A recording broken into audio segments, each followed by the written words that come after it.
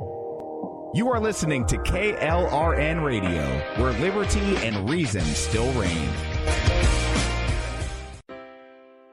Most writers and radio show hosts know that to connect with your fans, you need to do more than just write books or record the latest podcasts. There are many different elements that go into forming an online platform, but there are also many hidden traps. To make matters worse, solid advice on how to survive the muddy waters is scarce. In the book Hidden Traps, I talk about some of the important issues of working with an online platform, highlighting traps that could put your physical or internet security at risk or be harmful to your reputation. Are your social media posts just links with a few disjointed words, making you look like someone who can't complete a sentence? Did your new website cost you more than you anticipated?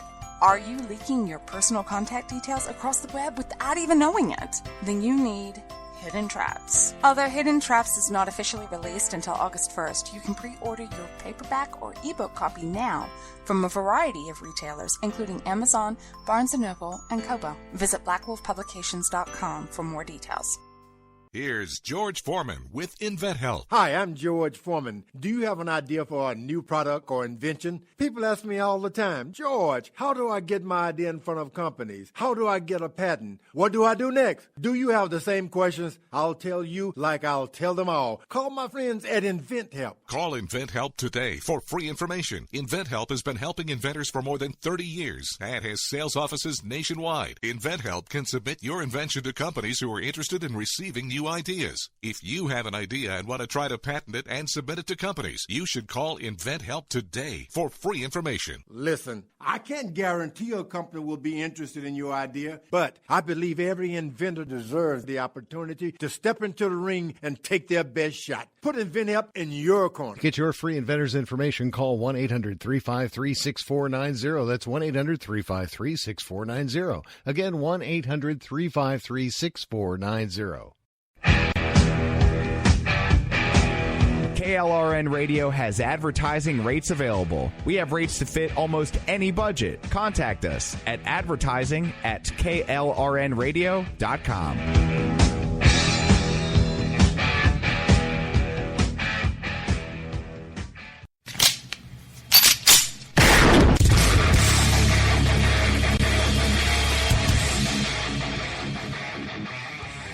This is Slickery Trigger for Rebel Road Tactical.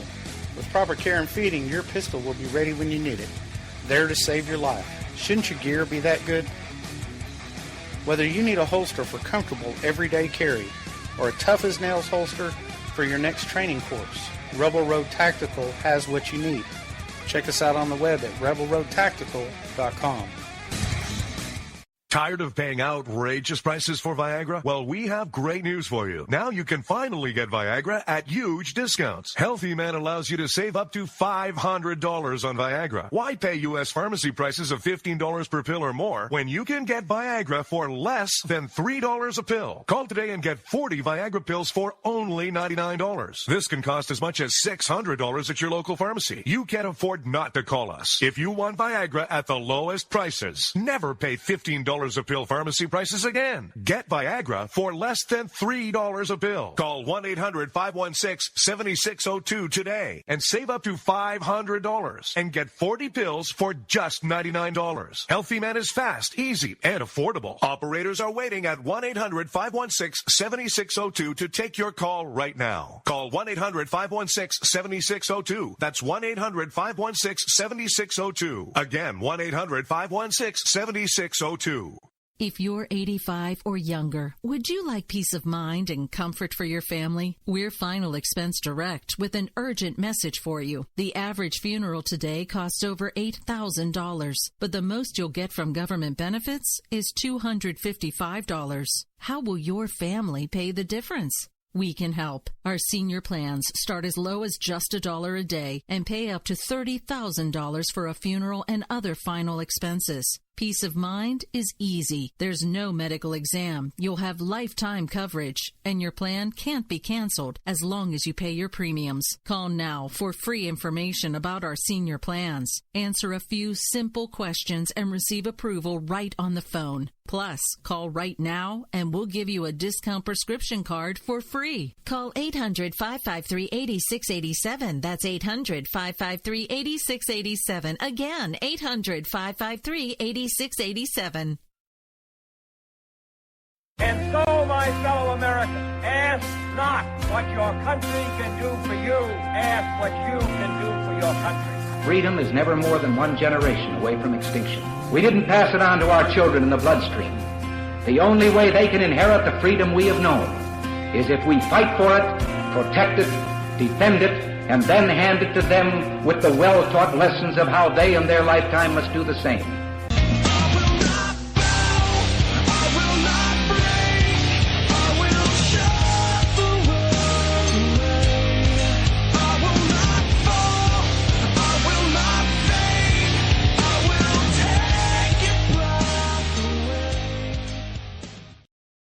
Well, good evening, America. This is Jenn and Rick coming to you live from KLRNRadio.com, where we are live every Tuesday and Thursday. Well, except for Thursday and next Tuesday, we actually will not be live those 2 days. But we are live with you right now, and we are coming to you live from KLRNRadio.com. And, of course, I am Mr. Rick Robinson, and I'm joined by the other half of the crew, Miss Jen Homestead. And how are you this evening, ma'am? Oh, I'm doing okay. Just avoiding some of life's obstacles. Yeah, the funny thing is when you get life's obstacles and they're the ones you're not expecting.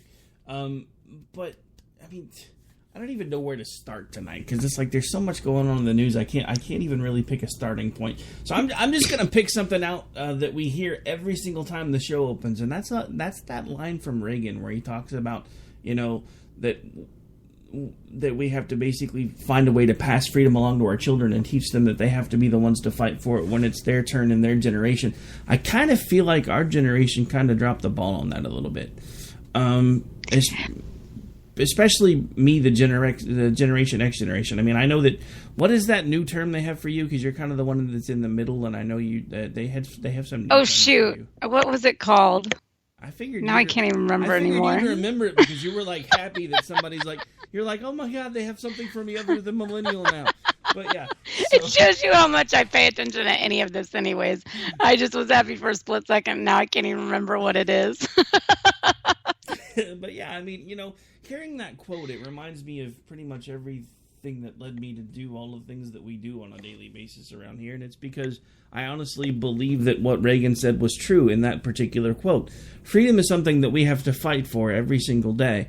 And we have an entire group of people that seem to be willing to give it up in exchange for government doles and government handouts. And I'm just not ready to be that guy. No, I'm not either. So many are. Well, I hope you're not ready to be that guy. That would be a little awkward. Well,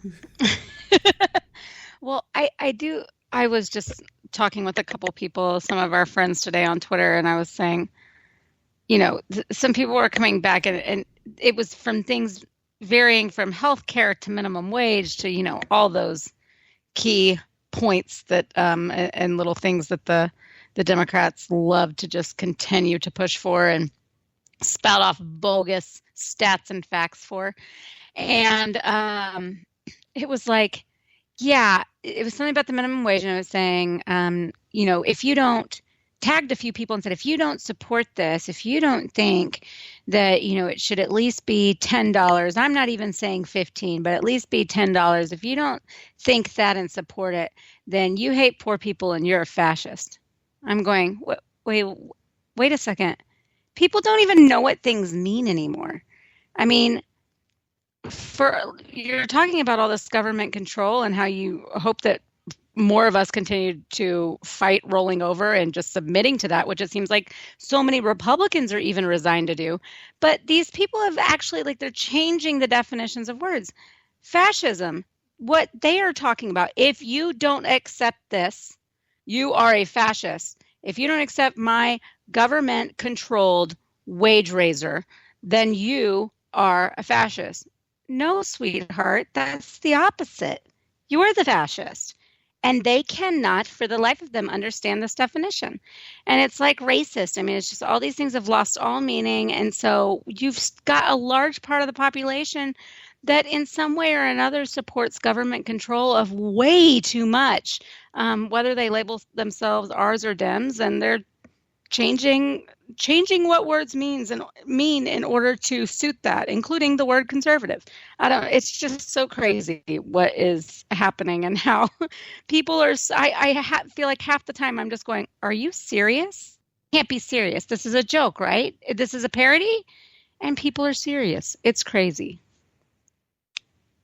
But it is nuts. I mean, that's just like today, they had the big vote with the Senate that, they needed Pence to be the tiebreaker for.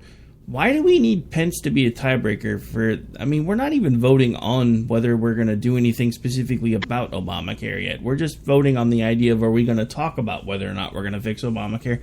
And we still needed Pence as a tiebreaker? What the hell? Yeah. I know. That seems like, hey, you're probably not doing this very well if that's the case. Also, did you see, who was it? One of those blue check boneheads said something about, about how, this isn't representative. So, like, this wouldn't have even been a vote. It would have been dead in the water if, the people were appropriately represented. Who was it? I think it was maybe Ian Millenhauser or whatever his name is. Yeah, I think I know who you're talking about, but I can't really think of his full name either. Okay, so he basically said that though, like, y'all wouldn't even. Here is Milheiser. If it wasn't for malapportionment, he says, Dems would control at least 54 seats in the Senate and Trump care would be dead. Malapportionment. You mean the Senate working the way it's supposed to? I said, that's really cute. This is exactly by design, was given great consideration. And I don't know, is Article 1, Section 3 of the freaking Constitution. It's supposed to be set to where it's not directly representative, you bonehead.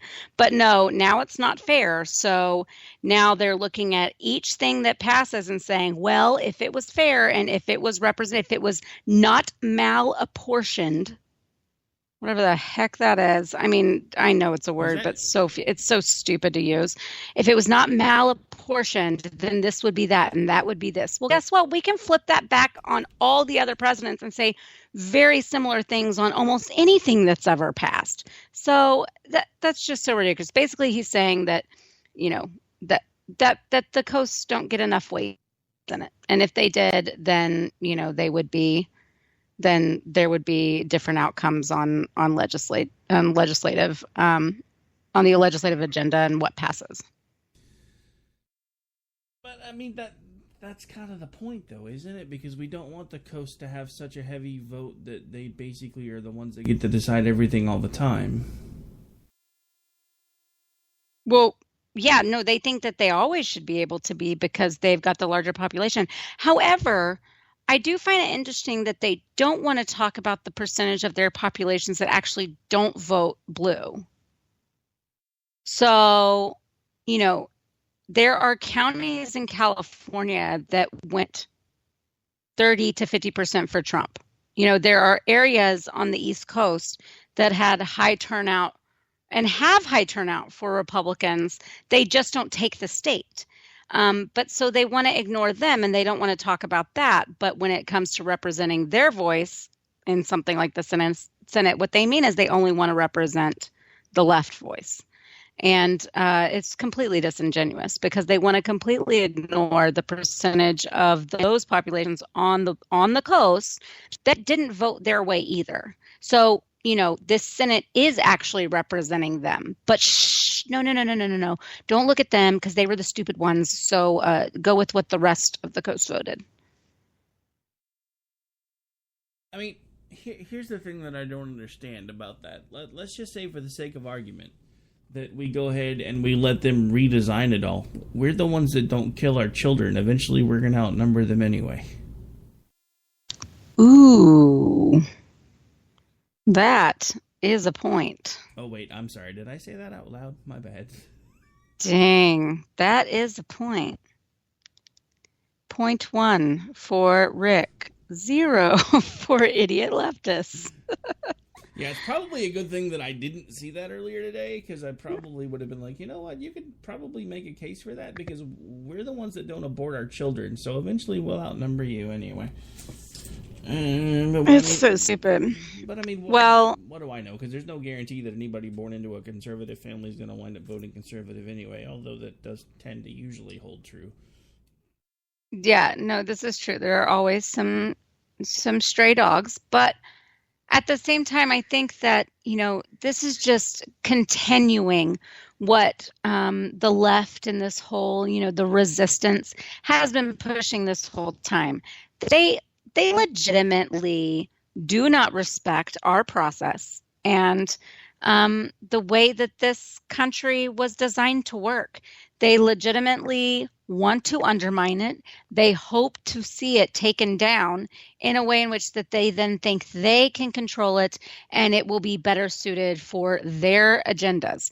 And that way they can win and they can push things through. And they truly think it's not fair. They truly think that it's outdated and no longer relevant to modern times. And a lot of them have come just short of saying it. Some of them say it outright. But, week after week after week, someone is tweeting and writing articles like this, and they are not on the fringe. They are in the mainstream. They are being featured in, major publications. So, this is only going to grow, I'm afraid. And I hope that, basically, I love to continue to laugh at them, but I also hope that in the years to come, that stronger minds and principles will prevail. Oh, I don't really have anything to add to that. I'm watching some things come across my news feed, and I'm just speechless right now. So, just to, I don't know, at this point I'm trying to keep my head from exploding, because everything that I see lately when I pull up Facebook or Twitter, something about the whole Jeff Sessions thing and how Trump should fire him or shouldn't fire him. And I've even seen people that I know and respect that have said Sessions shouldn't have recused himself. That's the last thing Sessions shouldn't have done, because he was an active participant in the campaign that was under investigation, so he had to recuse himself. To say that he shouldn't have is stupid, because, are you trying to say that you don't want an attorney general that doesn't understand that he probably can't be impartial because he was actually an active participant in the campaign that is currently under investigation? Because that's what you're literally saying when you say that Sessions shouldn't recuse himself. And the fact that Donald Trump has been, I think, the only sitting president in history to completely lambaste members of his own cabinet in public weeks upon weeks upon weeks without end before he just up and fires them. I remember this thing about winning. Not seeing much winning.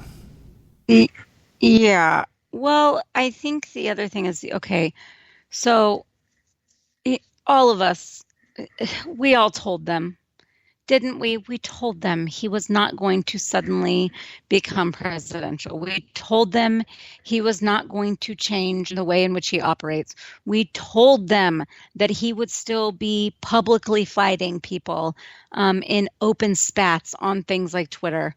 And they said, no, give him a chance. He'll do this, he'll do that, he'll do whatever. He's not. So knowing that he's not going to change, now we're in a position where this is like his fight with Rosie. This is like the fights he had with people that were cut from The Apprentice. He's treating this like he probably pretty boorishly runs several of his companies. I don't care how successful he is. I can't imagine he's I imagine him like this as like a CEO, you know, where he gets sideways with people, they maybe don't see it coming, and he, you know, just gets rid of them. And as a CEO, you can do that, I guess, to a certain extent. You're usually held accountable in some way or another by other people, and so you can't just completely reign willy-nilly, but you know, you can do more of this. Certainly on his show, he was able to have pretty free reign to just fire at will and behave how he wished. And he's been a public figure for a really long time, so he's able to have these, you know, public spats and keep them going for more publicity and to feed his ego. This is where I have always feared he would go wrong, in that I didn't think he could ever quite get over that hump and realize the difference between everything he has done before and being president. There is a profound difference in running companies and running and starring in a TV show, producing a TV show, and being president of the United States. The processes are different. Obviously, there's so much more tape, so much more red tape. There's so much more tradition and decorum about it all. You can't just do this kind of thing and behave this way. And to sit there and tweet and then probably, you know, and say stuff on a show and probably go on other shows and in other interviews and say things about him in order to bully him into a resignation or then eventually fire him is just so adverse to how this government is supposed to work. And it's embarrassing and it's insulting to pretty much anyone that came before him. It's not only an insult to anyone that came before him, I think it's going to wind up being an issue for anybody that comes after him, because I mean, the Trump effect is already kicking in, because now we have other people with star power that are suddenly deciding they want to get involved in politics. And say what you want about Kid Rock and whether he's conservative or whatever else he may or may not be. What kind of qualifications does he have to be a senator? I mean, what is it that he's actually done that makes him somebody that we should put into that type of a position, other than the fact that everybody knows what his name is and he claims to be conservative? I mean, I hate to sound like the guys that used to bash Reagan, but at least by the time Reagan thought about running for president, he had actually held some sort of an office and had an idea about how politics should work and had been actively involved in the GOP and everything else for years before he made it to that point. That's the problem. Everybody says they're glad Trump's there because he has zero political background. Well, it's showing.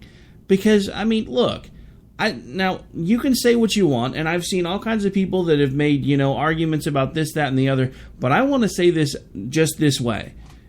If Barack Obama had been making a speech in front of the Boy Scouts and had said a cuss word, what would all the Republicans in the country be doing right now? Oh, well, we know exactly how they'd be reacting. Now, granted, they don't have a leg to stand on for them being the ones that throw a fit right now, because they're like, oh my God, Donald Trump cussed in front of the Boy Scouts. But hey, check out this Teen Vogue article about teenagers and butt sex. It's pretty awesome. I mean, they literally don't have any moral ground to stand on. But the problem is we do. But we keep throwing it away. Because and what's they've got a representative too that always cusses. It's a woman. She always has this thing where she's like, you know, I'm going to stand the F up to Trump, and they made T-shirts. What was it? Oh my gosh. Anyways, she's ridiculous. Yes, they don't have a leg to stand on. Absolutely not. And to your point of saying about entertainers getting involved in politics, I don't think it's completely unacceptable. I don't think that it's unreasonable if they, you know, are genuinely interested, have devoted time to, you know, to politics, to researching, to networking, to educating themselves, you know, in the realm of running this country or being a part of the legislative process of this country. I am not 100% opposed to that just because you're in entertainment, you can't cross streams. I don't think that's true. But, and like you said, we got a wonderful president out of it. But also, like you said, you know, it doesn't just mean, hey, I'm popular, I can get the votes, so I should do it. That bothers me when it comes to anybody. It bothered me about Barack Obama. And yes, he had an education and he had studied law and all of these things that did make him at least pseudo-qualified to run for Senate. But I thought it was ridiculous the way that they propped him up with basically zero experience. And, there are so many people like that. But I am for, people that aren't lifetime politicians being able to try to run. But I just don't know I don't think that that's Kid Rock right now, and I don't want that to continue to be the thing with all of them, is that anybody like that just says, oh, I can get the vote, so I might as well just do it and wear an American flag jacket and yeehaw, let's go. I mean, oh gosh, that's going to be awful. I mean, at this point, if we're going to go down this rabbit hole, we might as well just do this. Can we just, do what they did in Demolition Man and pass the amendment that allows Arnold Schwarzenegger to run for president? Just be done with it. I mean, seriously. Exactly. Well, I was saying the other day, I tweeted out, F it, Kanye 2020, bring it on. I'm going to call it.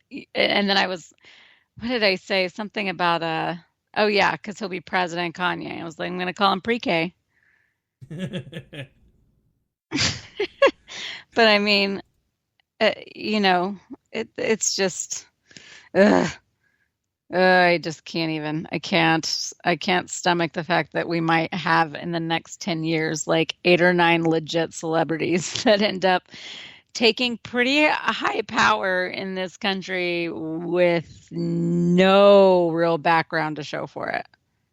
Well, get ready for it, because it'll be the Trump phenomenon for about the next 10 to 15 years till somebody wakes the hell up. And that's honestly, seeing this begin, that was one of the reasons why in the back of my mind, I'm like, this is the last person that needs to be president.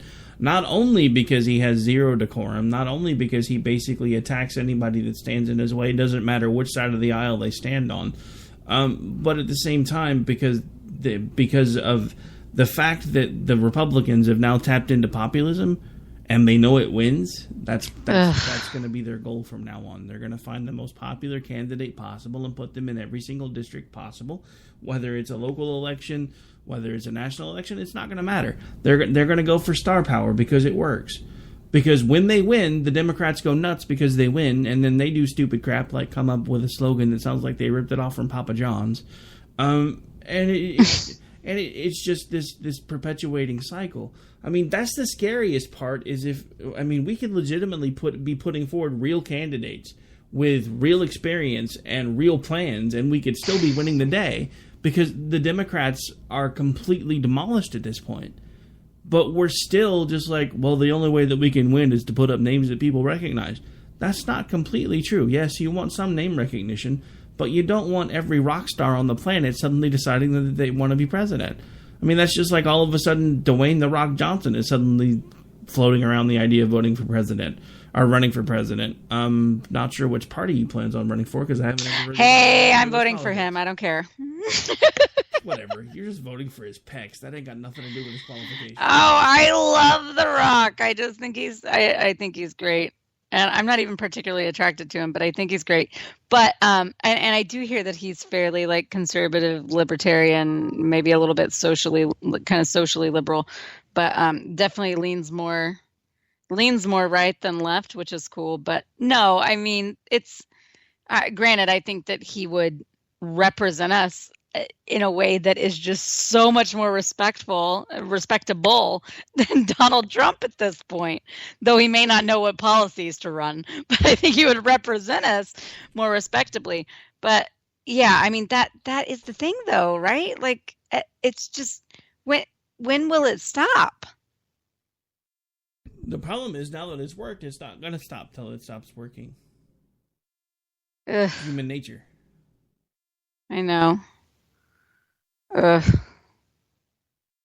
And that's what has me so concerned about all of these different things now that the Republicans are flirting with, like the idea of not repealing Obamacare, but kind of revamping it, fixing the broken pieces, and letting it stay in place, which apparently was a lot of their goals the entire time. Because let's not forget, they tried to pass a bill to repeal it 60 plus times when it was nothing but a show vote. Ugh, I know. Yeah, I mean, I don't think they're going to repeal. Well, I mean... I think they would have already. Here's the hardest pill to swallow when it comes to stuff like this. No pun intended, since we're talking medical care. But the problem is, if you notice, in history, anytime an entitlement program is passed, it never actually really goes away. It may be changed, it may be modified, usually for the worse, not for the better, but it never actually goes away. That's the reason why everybody fought against the idea of Social Security, because honestly, when you think about it, Social Security is a legalized Ponzi scheme perpetuated by the U.S. government, because they're basically taking money from you on your paycheck and stating that you can't invest this because we're going to do it for you. But they don't invest anything, they just spend it and then hope you're going to die before you try to collect it. That's been their plan all along. That's the reason, right. That's the reason why they set the age as high as they did. Think about how high that age has been, and think about when this plan was initiated. There was almost nobody on the planet that lived between the ages of 60 to 65 when this plan was initiated, and they knew that. That's why it was set so high, because they knew at that time there was about a 5 to 10% chance that somebody was actually going to be able to collect this money. So there were more people putting into it than there ever were going to be taking out of it. Now we live much longer, we have less people working, so the problem again with the whole idea of Social Security, which will eventually become the same problem as socialized medicine, which whether anybody wants to talk about it or not, that is where we're headed unless we pull a plug right now. Because we will get there. It's going to happen either all at once or it's going to happen incrementally, but regardless, we will get there.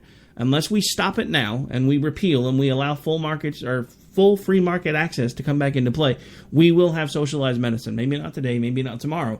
But we're going to see the same things that are going on with Social Security right now, where there's now less people pulling the wagon than there are in the wagon, and it's to the point where it's really not going to go too much further. And we know that, but yet nobody wants to try to fix it. And when they start trying to talk about fixing it, oh my God, you're trying to cut Social Security because now you want to make it where people can't even get to the money till they're 75. Well, yeah, that's because everybody lives to be 90 now, unless there's something really, really wrong with you. So, I mean, should we not extend the age out a little bit to make sure that there's more people putting in money for longer, to make sure that people like me might actually have some of that money? It's not like it's voluntary. I could see them being, less cranky about it if it was voluntary, and I could, take the $40, $60, $120, depending on how much money I make in a pay period, that's being taken out of my check against my will to be put into an account for something that I will never see. If I was able to take that money and invest it on my own, then I wouldn't care what they wanted to do with Social Security. But if I'm supposed to be able to reap the benefits of this money the government is stealing from me, then I want to be able to reap the benefits of the money that the government is stealing from me, because that's how this was sold to me. We're going to take care of you by taking money from you so that you'll have it later. That's the plan, except that's not really what they wanted. They just wanted unlimited funds. And that's what they got, because they sold everybody on a lockbox that doesn't exist. Right. Right. I mean, I don't see that getting fixed hardly at all. And it won't, if ever. Which is exactly why Obamacare is not really going to get fixed. They're going to change the name on it a little bit. They're going to fix some things up around the edges, tell us it's all better. Sell it to us as a brand new plan, and we're all going to be just as screwed, if not more screwed, than we were before. Even though these are the same people that ran on the idea of repealing it for 7.5 years, and then when they finally got closer to the finish line, it became repeal and replace. Now it's, we shouldn't really mess with this at all because we're afraid we're going to mess it up worse if we get rid of it. Oh, I know. Why didn't you tell us that 7 years ago so we could have voted for somebody else? Agreed. Jerks. All right, so anyway, we are officially long. We need to take a break. This is Jenn and Rick. We'll be back here in about 4 minutes. Stay tuned. As soon as I find my button here, where did it go? Oh, but there we go. Everything is changing.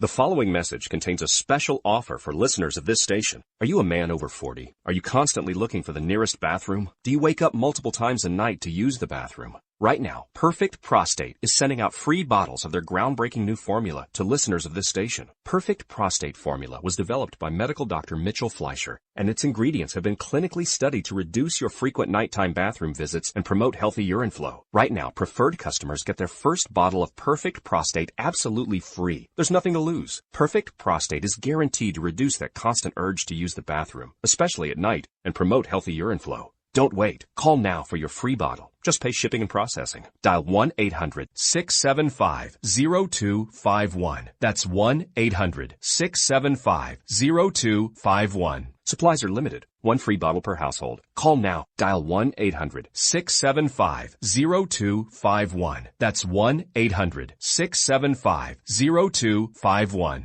Tired of paying outrageous prices for Viagra? Well, we have great news for you. Now you can finally get Viagra at huge discounts. Healthy Man allows you to save up to $500 on Viagra. Why pay U.S. pharmacy prices of $15 per pill or more when you can get Viagra for less than $3 a pill? Call today and get 40 Viagra pills for only $99. This can cost as much as $600 at your local pharmacy. You can't afford not to call us. If you want Viagra at the lowest prices, never pay $15 a pill pharmacy prices again. Get Viagra for less than $3 a pill. Call 1-800-516-7602 today and save up to $500 and get 40 pills for just $99. Healthy Man is fast, easy, and affordable. Operators are waiting at 1-800-516-7602 to take your call right now. Call 1-800-516-7602. That's 1-800-516-7602. Again, 1-800-516-7602.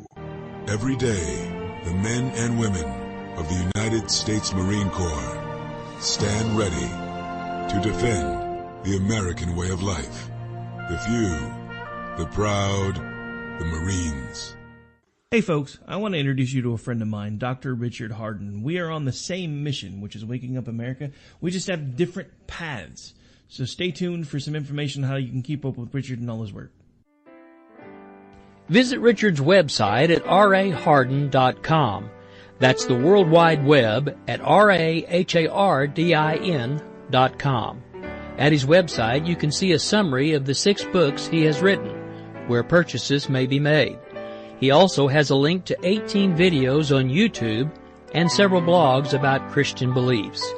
If you prefer, visit amazon.com/Kindle and type in Richard Harden to see and purchase his books. Everyone loves liberty. Our rights come from God, not the government. So why are you letting other people tell you what's best for your health care? Exercise your freedom with Liberty Health Share. Liberty Health Share is a community of people who voluntarily share one another's medical costs.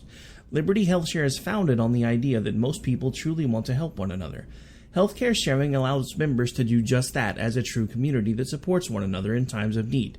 Liberty believes people should make decisions for themselves and their families. Members are able to take back the freedom to make their own decisions about their health care. Freedom from guilt or doubt about how your money is used. You have the freedom to direct your health care, not to be dictated to by bureaucrats. Stop letting others tell you what to do and join a community of like-minded people. Exercise your freedom. Join Liberty Health Share and take back the control of your health care while helping those around you.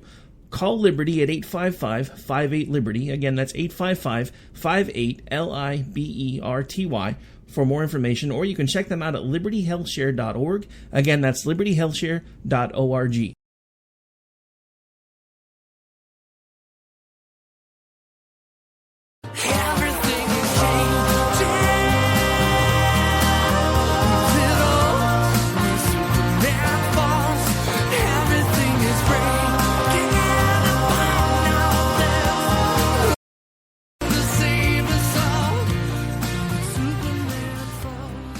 Welcome back, folks. We are just a little bit over halfway through the show, actually, so we're going to keep on rolling here. Now, some other things that have happened in the news since Jen and I had done a show together. There's lots of things that have actually happened in the news. Spicy has stepped down as press sec, and apparently there's been... I'm not sure if this is a position that has always existed, and I've just never actually heard about it before because nobody ever talks about it, but there's a dude that's been appointed as some sort of a comms director for the White House. Last name Scaramucci. or as I like to call it. Scaramouche, will you do the fandango? That's awesome. Yeah, I think there has been comms directors before. I'm not sure how prevalent their role is, in as far as the public goes. Yeah, I mean, I'm sure it's a role that's been there. It's just not one that I've ever really heard given any public attention. And it's almost like the comms director has become the actual press sec, even though it's supposed to be Huckabee's daughter now. Because he's the one going on all the Sunday talk shows and doing this, that, and the other. I'm like, wait, isn't that supposed... I'm so confused. Really? Well, yeah, I'm just kind of... This administration confuses me in general. I don't know what is going on. Yeah, I mean, well, welcome to the club. The really funny thing is we see all these things that are starting to kind of, just the fraying around the edges. And, somebody had put out, it was one of the bins, I can't remember which bin, had put out a tweet about, how they had been treated by Trumpkins, and some of us had started kind of weighing in about similar circumstances, and of course that had drawn all the Trumpkins in, and that's honestly why I missed most everything else on Twitter, because we were really busy at work, and the few minutes that I had to spend on Twitter today was usually revolving around that particular thread, which had drawn in Road Beer and a bunch of others, so it was kind of fun to watch, which is another reason why I kind of didn't notice much of anything else. But it was just funny to watch, because, I mean, everybody has their own brand of crazy. I'm still sitting over here trying to shoot things down the middle as best I can. If Trump does something that I agree with, I'm going to try to give him credit for it. If he does something that's crazy or acts like a moron, I'm going to try to call him out for it.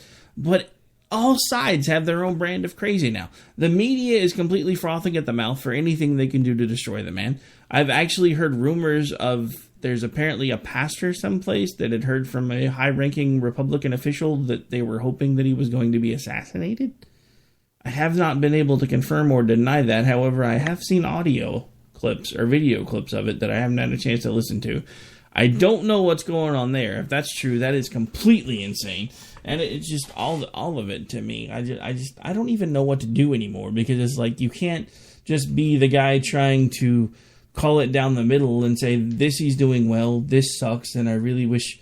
I mean, honestly, if I had my druthers, he still wouldn't be president. But the simple fact of the matter is, he is president. And no matter what else is going on, at least economy-wise, things are starting to move in the right direction. I will leave it up to you as to whether you want to give him credit for it or the majority of the credit to Obama. I think most of it is probably because there has been a positive upturn in the business sector since he was elected. I mean, we're literally sitting on nearly 1 million jobs that have been created, but nobody's talking about that because we're too busy watching him act like an ass on Twitter. We're watching him act like an ass in front of the Boy Scouts, and we're too busy listening to everybody else drone on and on and on about Russia and how terrible it was. I'm just over all of it. Yeah, I am too. It's so hard to get outraged anymore. I mean, I see or hear something and I go, you know what? In a normal world, I totally would be irritated by this. And I would be flying off the handle about it and, angrily tweeting about it. But there's just so much. And oftentimes it's a bunch of BS, that the media is pushing, and then it turns out, well, that's not really how this was or how that was, and it, then they have to backtrack or cover their steps or whatever else, and it just doesn't. The bombshell doesn't end up being a bombshell, but it's just I'm just over. I'm outraged. My outrage button is no longer working. It's hard to push, and it's just so hard to get worked up about any of these things. Because, by the way, this is the person that not only America elected and everything that comes with it, but this is also the person that the media pushed to run against Hillary Clinton in hopes that, he would be slaughtered by her. And it didn't happen. So I don't really feel sorry for any of us. It just sucks all the way around. Speaking of people talking about running, because we'd mentioned that a couple segments ago, I hear this rumor that Maxine Waters is toying with the idea of running in 2020.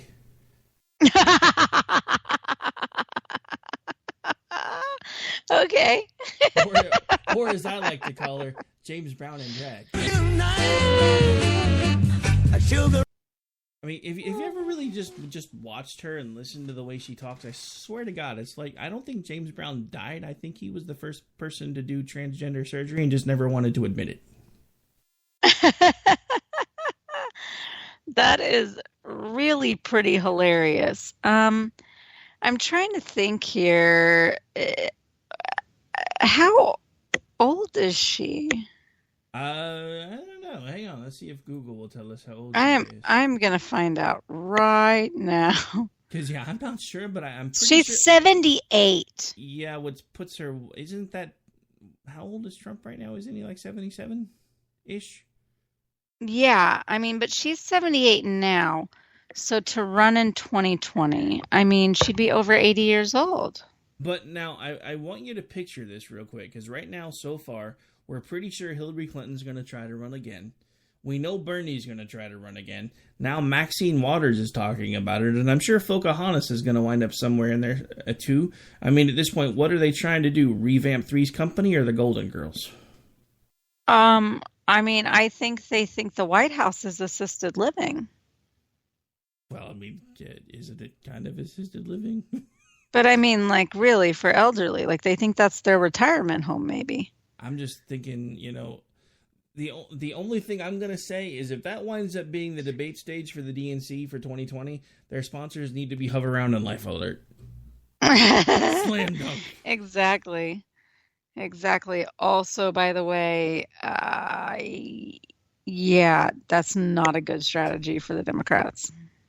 Can't be any worse than getting high, having the munchies, and stealing Papa John's slogan. Yeah, that is crazy. You know, whoever came up with that slogan was eating Papa John's pizza and was like, that would make a good slogan. No, actually, it's a terrible slogan because it's really, really long. There's tons of punctuation, and it's just stupid because everybody knows you stole it from a pizza joint. I mean, come on. Yeah, I don't know what the heck these people are thinking.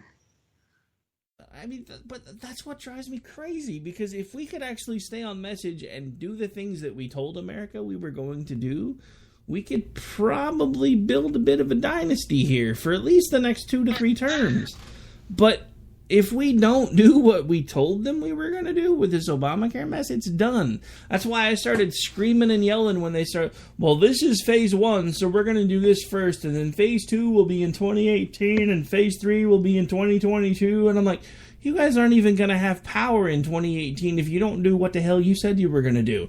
Because not only did you guys have 7.5 years to tell us over and over again, if we give you control of everything, you're going to clean this mess up. Trump made the mistake of saying it was going to be the first thing that he did. Obamacare was going to be repealed on day 1. That's what he said. Day 1. Because he thought it was going to be easy because all the Republicans wanted to get rid of it. So day 1, first thing he was going to do. This is, well, he was also going to put Hillary in prison.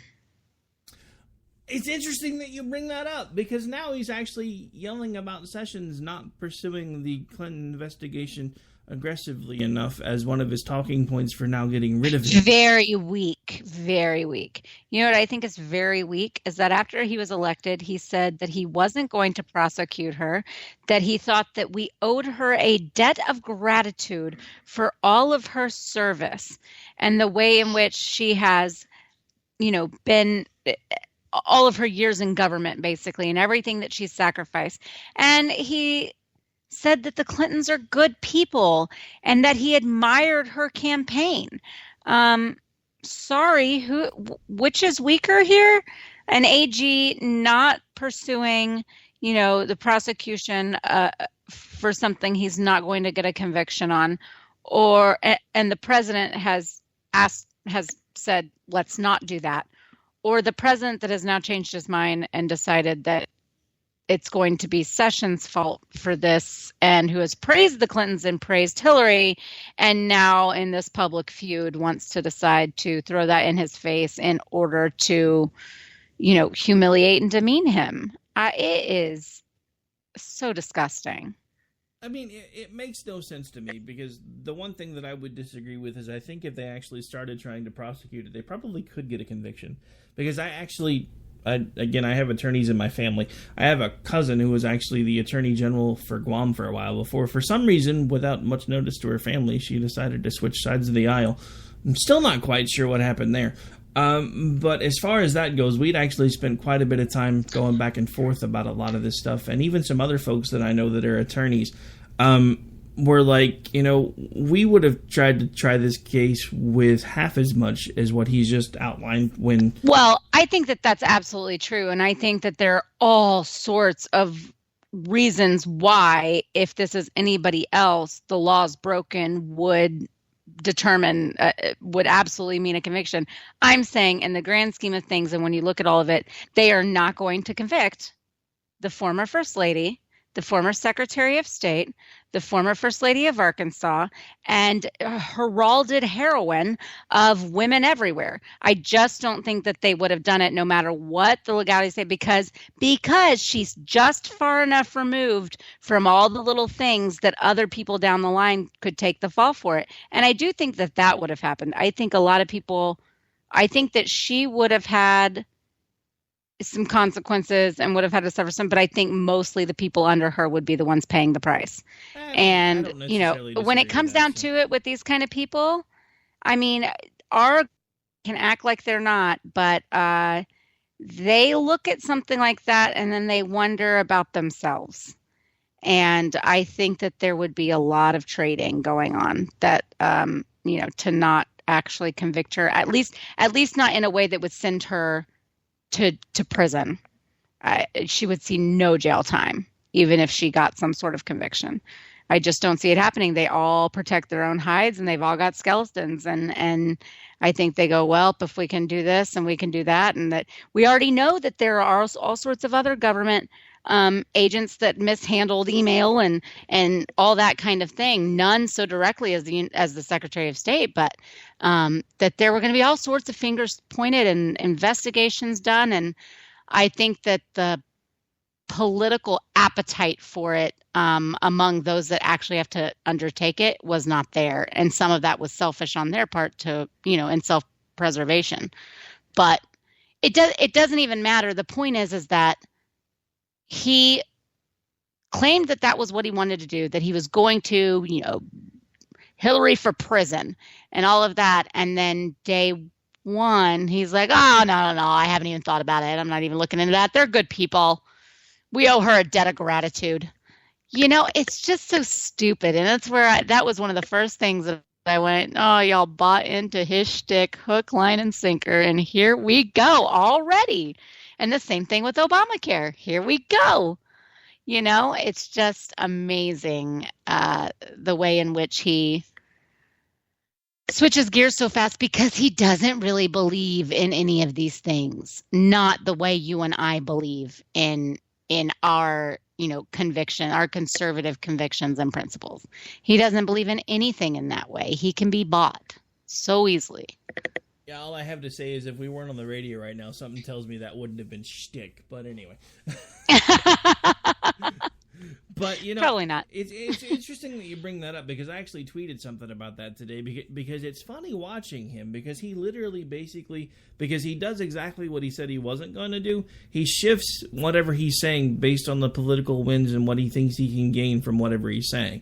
And this goes back to the Sessions thing, because why would a sitting attorney general be pursuing an investigation based on the fact that the person that hired him for the job said he didn't want to prosecute them because they were good people? Why would an attorney general be doing that? Why? Because the guy that gave you the job said right before he gave you the job, I'm not going to do this. So now you're going to throw him under the bus because you don't like the fact that he recused himself? But it's all about, we're watching him do the same thing that we used to get so mad about Barack Obama doing, and now our side's fine with it, and even to a point, the Democrats are kind of okay with it too, because it makes him look weak, and anytime he looks weak, they think they're going to be able to capitalize in 2020. I don't really know of any way that they recover unless we just continue to mess up the way that we are right now.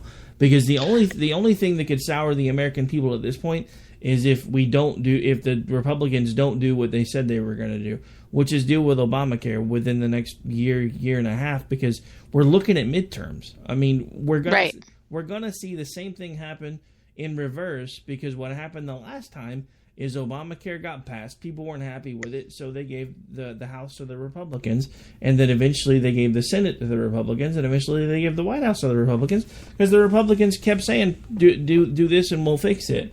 When they don't fix it, they're going to give the House back to the Democrats, and I guarantee you, if we don't fix it, and that happens, then we already have every Democrat on the planet beating the drum for impeachment. They're going to get there if we... Well, I have one question, though. Why is this Sessions thing coming up now? He recused himself in March. The very beginning of March. What is it? So what else is going on, and what is Trump pissed off about now that he is icing him out and, trying to bash him in public?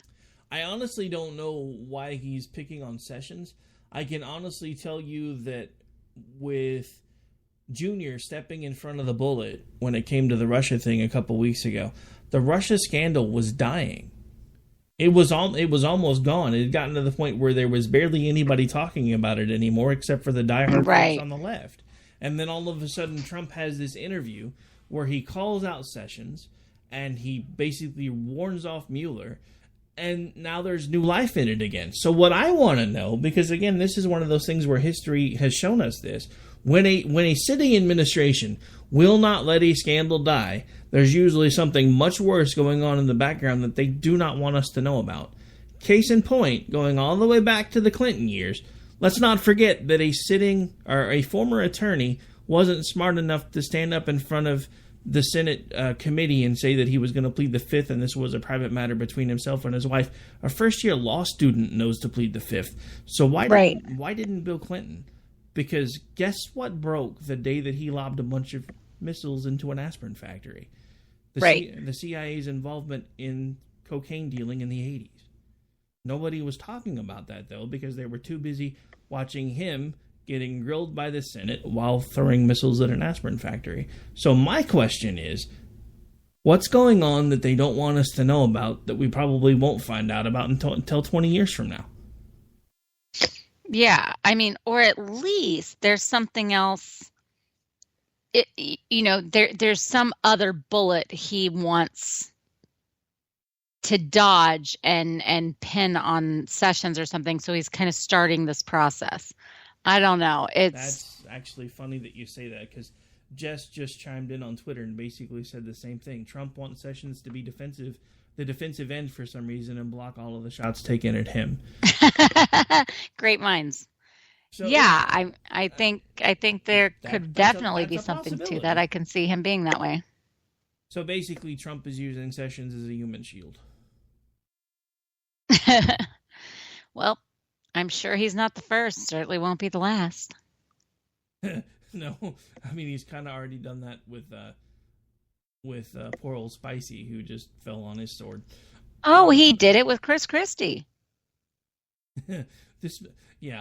Without even the price, without even the promised Happy Meal, because he sold his soul for something that he didn't. But I'm cracking up at people being like, "Holy crap, he is going to run off Attorney General after Attorney General until we have Christie, isn't he?" Oh crap. Well, who better to have it as Attorney General? You're going to recuse yourself? Here's this box of Twinkies. Oh, wait, now you're not recusing yourself? Awesome! Oh, I'm sorry, did I say that out loud? Even diehard Trumper Giuliani said that it was absolutely the right call for Sessions to recuse. So, so stupid, all of it. What I don't get is I've seen people that I respect that I don't necessarily consider Trumpers that are starting to beat the drum of Sessions shouldn't have recused himself. That was the only play Sessions had, because if he had been the one running this investigation, they would have been able to toss anything that he did because of the fact that he was actively involved in the campaign. So I don't... Right. So your attorney general doesn't recuse himself simply because you're the president and nominated him and he got confirmation from. Your attorney general is recusing himself because he was at your side pretty much day one in your campaign and was intricately involved throughout. So whether or not he had any real dealings with any of these people and what is truly being investigated, whether or not there are any real ties for him, it doesn't matter. It's about the campaign, and he was a part of your campaign. This is not rocket science. You go ahead and recuse yourself just so there's no question of interference or foul play. This is not even remotely something that someone who has any sort of legal experience needs to have to understand. I don't honestly know where we go from here. I don't either. Jess is weighing in again. She's like, AG, he's going to run off half the admin at this rate. I know. He really is. All right. Well, on that note, folks, we are officially out of time. We're going to... well, actually, I guess we will be back not this coming Tuesday, but hopefully the following Thursday, because we're going to take Thursday off because Jen's traveling and I got stuff to do, and then I got interviews and stuff I need to catch up on. So we'll be back not this coming Thursday, but a week from Thursday with a live show. Of course, I'll put up replays while we're gone. And if you hang out for just a second, as soon as we wrap this one, I'll be back with America Off the Rails. It'll take me about 5 minutes or so to reset. On the way out, why don't you remind folks where it is that they can hang out with you when you're not on the radio hanging out with me? Yes, come find me at J Homestead on I can't even speak. At J Homestead on Twitter and JR Homestead on Facebook. And as always, check out misfitspolitics.com. And tomorrow's Wednesday, so what do you guys got going on Misfits? We've got our gift challenge. We always do our Misfit gift challenges on Wednesday. It's like 10 scenarios, anywhere from like, that awkward moment when you accidentally touch the guy's hand next to you or whatever. And then everybody send in their gifts, and it's a lot of fun, and it takes a little break from politics. It's probably a good thing that I'm not involved in that, because none of them would be nearly that innocent, I'm just saying. But on that note, we are officially out of time, folks. This has been Jenn and Rick. We'll see you a week from Thursday, and I'll be back here in just about 5 minutes or so with America Off the Rails. Stay tuned. Everything is changing.